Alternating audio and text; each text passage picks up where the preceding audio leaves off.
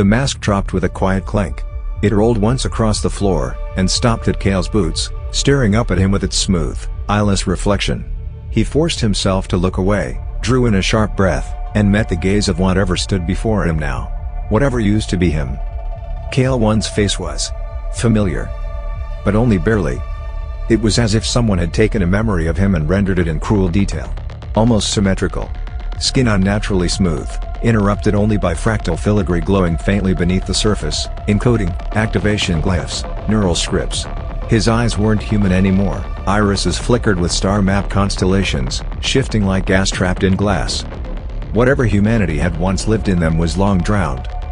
"We were never meant to last this long," Kale 1 said calmly. His voice was colder without the mask, less distorted.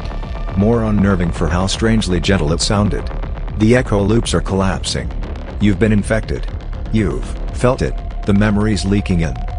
Kale braced himself against the console, hand hovering over the core detonation command. "You're mistaking infection for clarity." Kale 1's head tilted slightly, almost curious. "You really think you're the original, don't you? That you're the man in the uniform? The mission? The pain?" A pause. "You're so close to remembering." "I don't want to remember your kind of truth," Kale hissed. "Only the one that gets us both killed." A metallic hiss split the silence, Kale 1's neural scythe activating once more, unfolding from the wrist as if grown from bone and light. Kale slammed his hand on the core override button. / override confirmed. Manual key required. / warning, core location shifting, tracking parasitic star pattern. / primary detonator device must be installed physically. / Of course, Kale muttered, heart pounding. No clean exits in hell. Kale 1 took a step forward. "That's deeper than you think." "What is the parasitic star?" Kale asked. Kale 1 paused. Every light in the human era control center dimmed. The walls trembled slightly. Kale noticed something, a resonance hum, deeper than the ship's previous hum of life or breath, vibrating in pulses. Kale 1 spoke again, softly. "The star we're orbiting is dead. It screams gravity, but nothing escapes it. Except one thing," he said. "At the very threshold, a parasite clung to it, something ancient, presentient, before even light. It feeds on singularity echoes." He stepped into the room, the shadows reluctant to follow him. "We found it first. Or maybe it found us. We called it the Witness. Eon scientists, WASA, neural architects from Echelon 9. They thought they could harness it. Use it to predict the nature of consciousness," Kale 1 continued, shards of memory images fracturing into Kale's mind as he spoke. "Sterile labs, Euclidean doors that led into endless nothing, the warmth of something behind an invisible wall. They fed it minds, clones, synthetics, prisoners. It adapted. Began building its own choir, shaping flesh and memory into architecture." Kale whispered, "The ship." Kale 1 nodded. "Althera's eye. The Witness's puppet. And we, all of us, its voices." Kale stepped back. "Then why are you helping it?" "I'm not."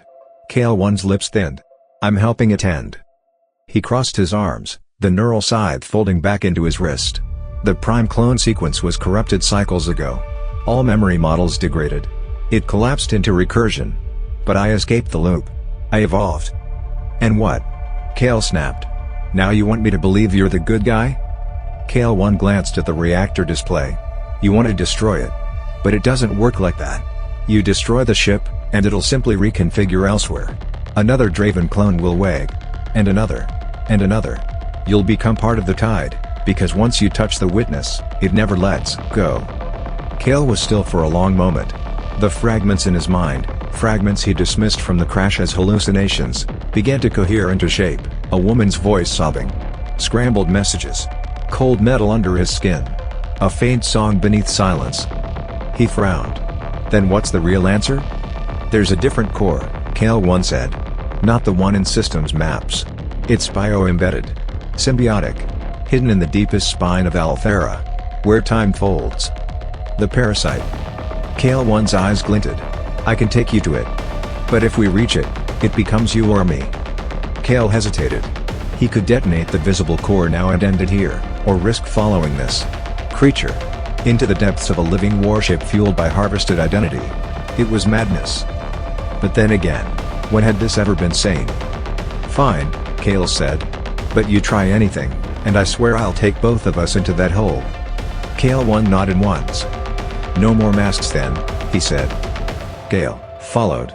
They descended through parts of the vessel where the ship seemed less constructed and more grown, fleshy corridors whose veins pulsed as they passed, and where whispers curled around them like wind through bone chimes. Along the walls, faces twisted in sourceless agony, not just his. All kinds. Multiple species. Long-dead civilizations compiled and archived for some purpose far beyond understanding. The choir isn't just a name, Kale 1 murmured. It's a literal harmony. Suddenly, the corridor opened into a vast chasm, where gravity spiraled in sheets. There, in the middle, floating above a jagged altar of chitin and steel, pulsed a sphere. Black. Shifting. Hollow, yet massive. The real core. It didn't pulse, it inhaled. Light bent toward it. Fractal shapes danced along its carapace, unreadable. Kale felt something inside him respond. Something ancient. You hear it, don't you? Kale 1 said quietly. The witness, it remembers you. The witness. And maybe, just maybe, he was remembering it too.